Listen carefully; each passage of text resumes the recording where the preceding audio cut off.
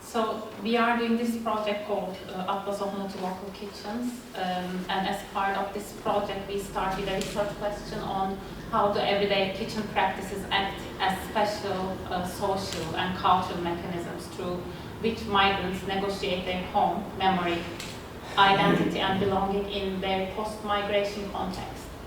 So we are specifically addressing the migrant community in terms of immigrants, refugees, asylum seekers and displaced migrants living in Liverpool city region. And we aim to promote the social inclusion by celebrating these culinary traditions, but celebrating the cultural knowledge and their everyday practices that they bring from their homeland to Liverpool. And we thought the food sharing of food, sharing the stories, the narratives can create a counter-narrative for discrimination. That's why we are doing the project. Or the stereotypes against immigrant communities. And it may foster the intercultural understanding of some mutual respect and strong sense of belonging in between and within the local communities as well. So this is just the start of, we hope to make a bigger project. This is just a seed funding that we got, and it has two parts. One part was we made a workshop on Monday, which was this multivocal kitchens workshop, and today we are doing the symposium. So today we have 4 speakers. So I will just, we don't have the whole data transcripted, of course, in that short period, but I will just show some images from the workshop. So we had a half-day workshop, 6 hours workshops. So in this one, we first asked the participants their immediate contacts in Liverpool. So in each table, we were 3 tables, and we made bubble diagrams of how these people were connected to different communities in Liverpool. And then we did a creative kitchen mapping workshop. So we asked each participant to draw or to tell us as a narrative of how their kitchens were in their homeland and what they remember, how their practices of cooking were.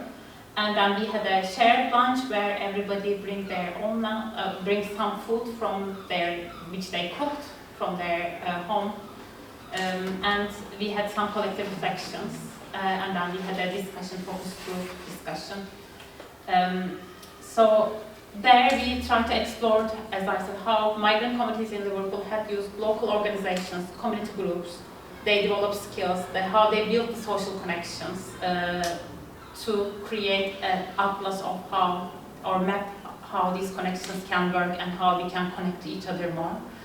So they reflected on the role of food, cooking, kitchen rituals, which shape their memories, identities, and we discuss and map how domestic spaces, the layouts of kitchen have been impacting their everyday living, because usually we have this universal kitchen everywhere, but sometimes there are different practices within different communities, such as cooking outside, or it might be a different table, it might be music in the kitchen, a piano in the kitchen, or it might be just a living room together with the kitchen. So we just thought about what were these different adaptations that can reflect on space of kitchen. And then we talk about, again, home, memory, identity. We ask them to bring objects or show us photos of the objects, of how these can, how we can include them, or if they bring any object to UK as part of their belonging. And we talked about how we can challenge discrimination and social segregation against this. So we had 25 participants from which were 4 from UK, 2 from Turkey, 1 from Afghanistan, 1 from Pakistan, 6 from Iran, 1 from Egypt, 2 from Ghana, 1 from Brazil, 1 from Bolivia, 1 from Uruguay, and 2 from Nigeria.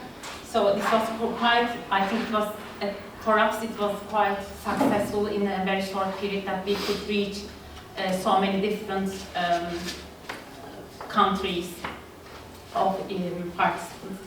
This is our Instagram page. We would be very glad if you can share and connect with us through the QR code if you can. Unfortunately, our Instagram page has changed. It locked ourselves, so if you connect in the workshop now, it doesn't work. Yeah. Please use this QR code. Yeah. Just reconnect. I think they thought, the AI of Instagram thought we were not a real human, so they blocked us out. So I want to share some. Eating then is not what we are eating now. The technology then is not what we have now. And like we discussed here, that in Africa, what we believe in is the way the food is being prepared with firewood or charcoal adds nutrients to the food, and I think it's one of the things that promotes the lifespan.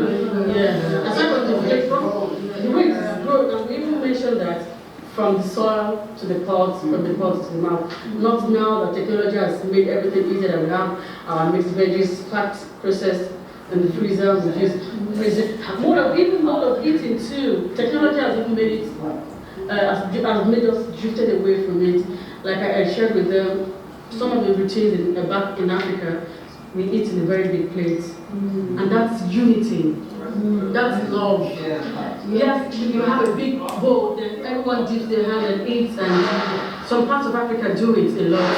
I still practice that culture in my house. I try that when I have guests too. I remember back home in Nigeria, when my husband's friends come around to see, I always dish their food in one place and tend to fight for, hey, I'm taking that portion, I'm taking that portion. And then I see the joy in their faces. Having that food, I didn't make that food like they said. Don't make the food because you want to eat it. Make it because everyone wants to eat it. And when they eat, I see the joy in their faces. They're happy. And you were happy.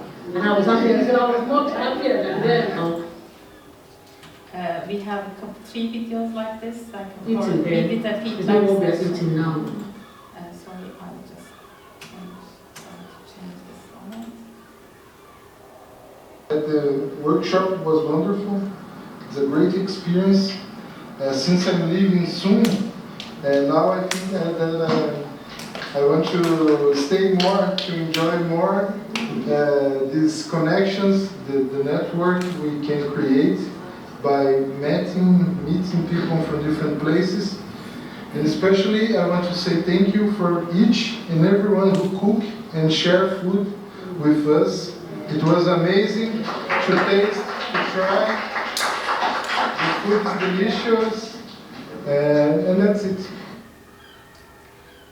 So today our first speaker is Pelin Tan from Batman University, and then we are gonna have 4 speakers: Elisa Grossman from Liverpool University, Vicky Panasian from Warwick University, and Graham Marshall from Pro-Social Space.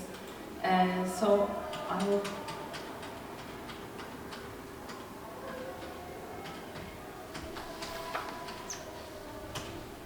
So I will ask for those who are joining online to mute the microphones, please. There will be 30 minutes presentations followed by 15 minutes of questions and answers. Our research assistant Mary is watching the chat, so if there are any issues, she will answer. And if you have questions, please raise your hand if you are online.